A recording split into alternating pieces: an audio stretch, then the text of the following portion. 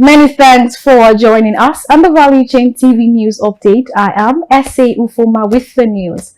And on the news update, the senator representing Ondo South, Jimo Ibrahim, has suggested that ministers facing corruption allegations be removed from the presidency cabinet.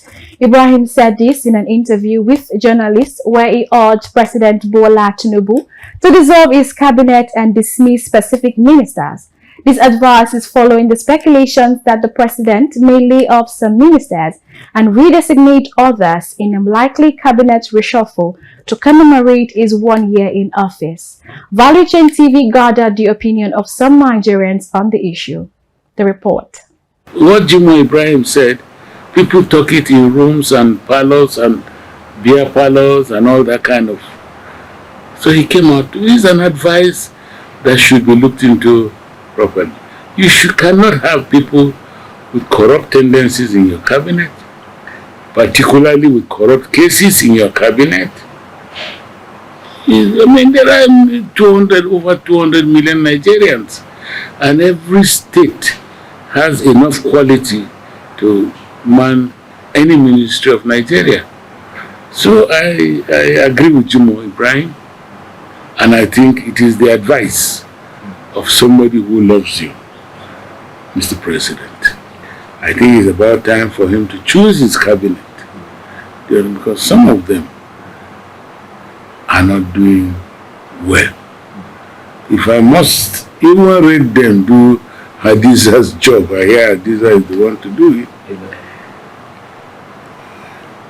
Wike is doing marvelously well.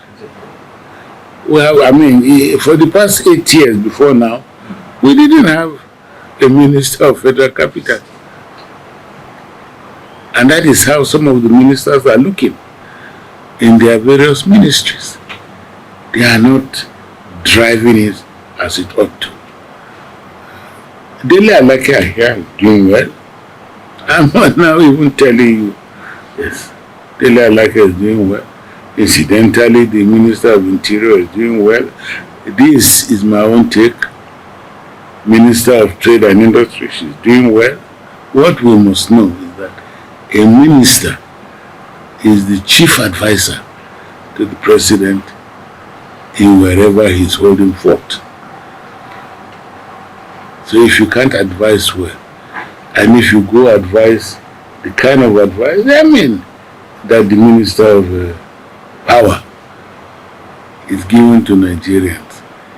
In fact, with such take it or leave it kind of approach, it will affect his presidency. The Trade Union Congress of Nigeria, TUC, the presidential candidate of the Labour Party in the 2023 elections, Mr. Peter Obi, the Coalition of Northern Group, CNG, and the Lagos Chamber of Commerce and Industry, LCCI, have all condemned the cybersecurity levy introduced by the Central Bank of Nigeria, CBN. In separate statements, they asked the federal government to revoke the decision to impose a cybersecurity levy on citizens' bank transactions.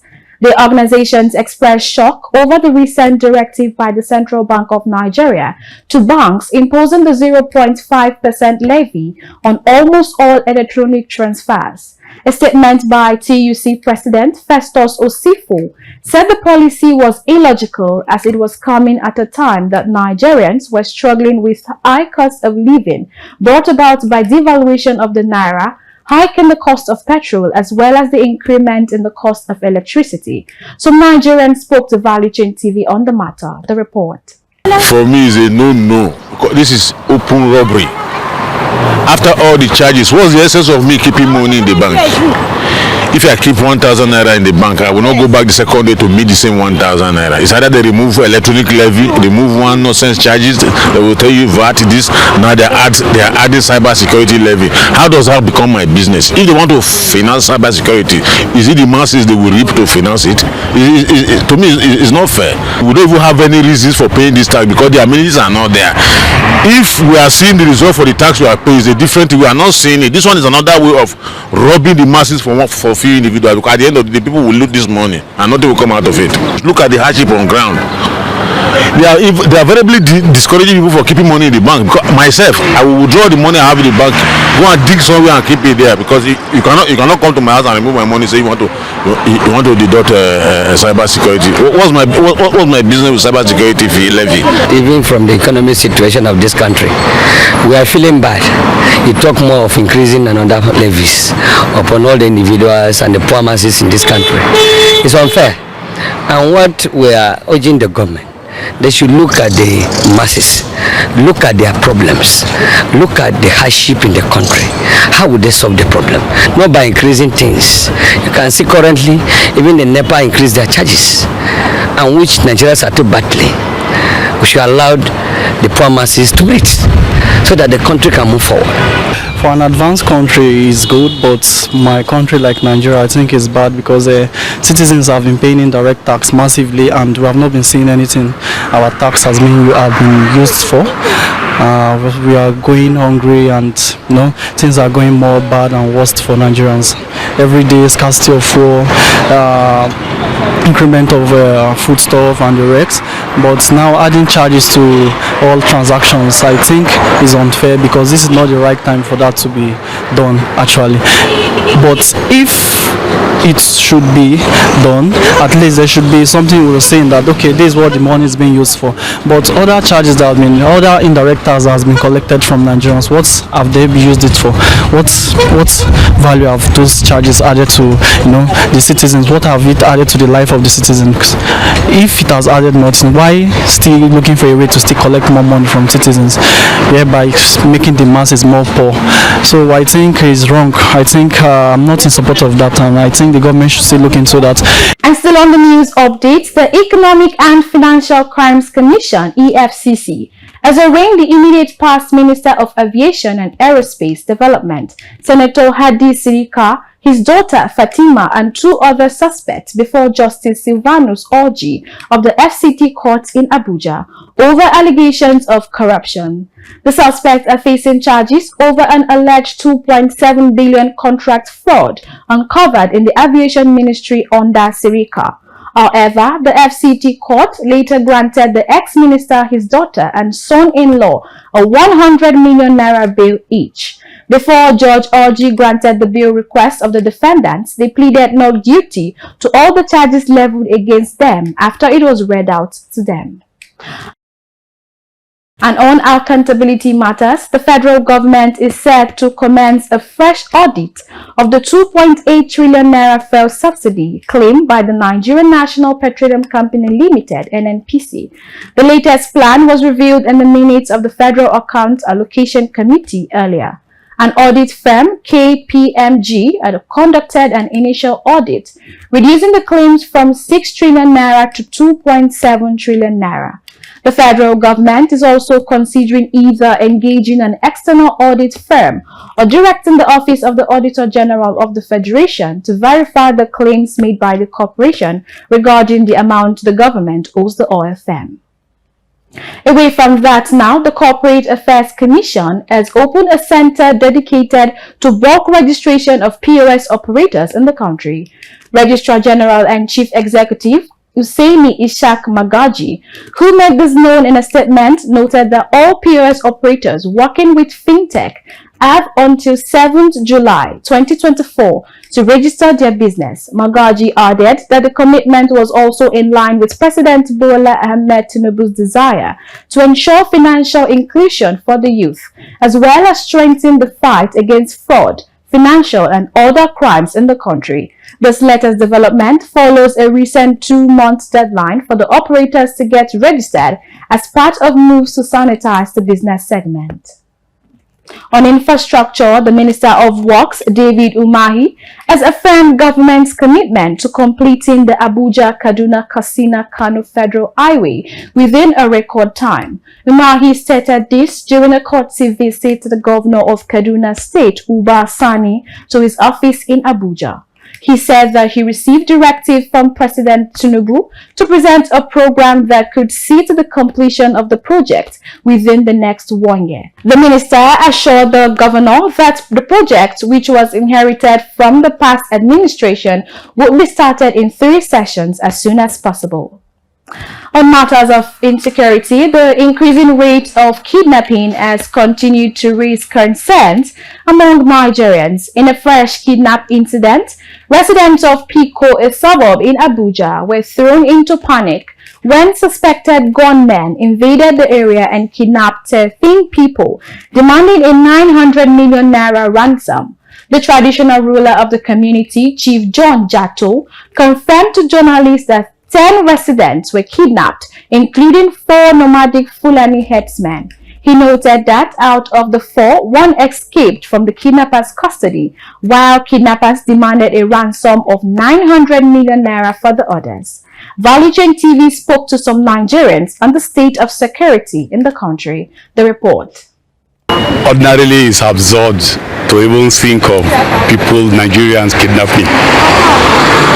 It is not in our culture. And with the level of the distance we've covered to this point, this is not supposed to be the kind of experience Nigeria ought to have.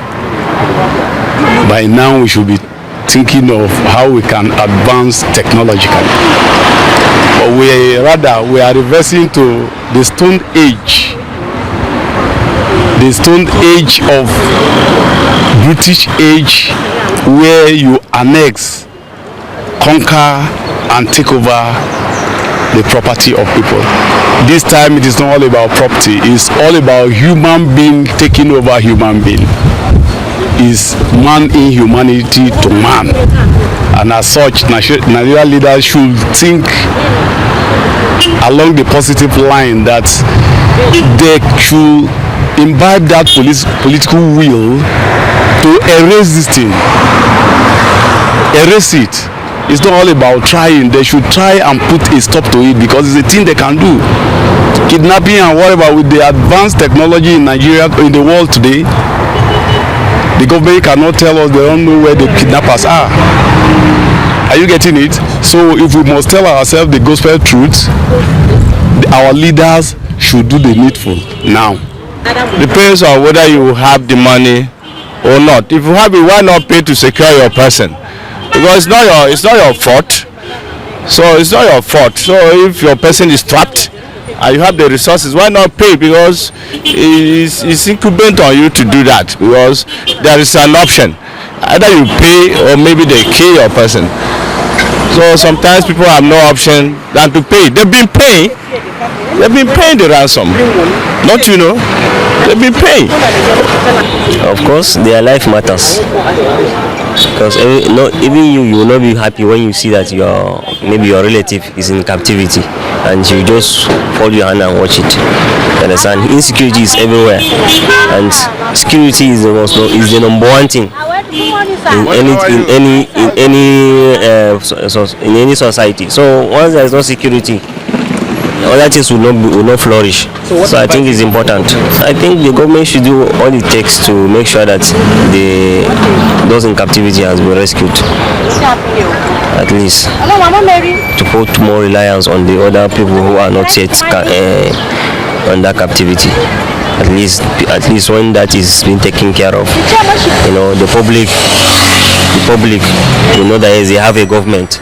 Still on the news update, some civil society groups and journalists have stormed the police headquarters in Abuja, demanding the release of Daniel Ojoku, a detained journalist with Foundation for Investigative Journalism. The protesters include legal practitioners, a pro-democracy activist, and the presidential candidates in the 2023 general elections, Omoyele Sowore, amongst others. The detained journalist was reported to have been moved to the National Cybercrime Center in Abuja on Sunday by the Intelligence Response Team of the Inspector General of Police, Olukoyode Egbetokun. Valigen TV spoke to some representatives of civil society organizations and activists on the issue. The report. This is the police headquarters where the protest for the detained journalists was actually observed by not only the journalists but lawyers and also human rights activists in Abuja. On May 1, Daniel Ojoku was unlawfully abducted by the Nigeria police in Lagos. He was taken to Panti. 3 days after was when we found out that he was in Panti because he was rendered incommunicado. It wasn't until 3 days after that his mother knew that he was actually taken to Panti. And since then, what has happened is actually now in 4 CID, and he has been in detention now for the past 9 days. Today makes it exactly 9 days. And so what we are saying is that it is unconstitutional. Section 22 of the Constitution guarantees freedom of the press. Section 41 of the Constitution guarantees the right to express, to hold opinion, and to publish that kind of expression.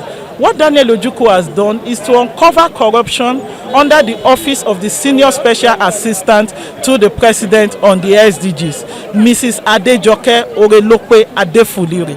And uncovering that corruption that happened over 147 or 141 million naira that was spent on building that was routed through a school. Now, if a story has been done like that, and you think that there are issues regarding cybercrime, the best thing that should be done is to conduct your investigation.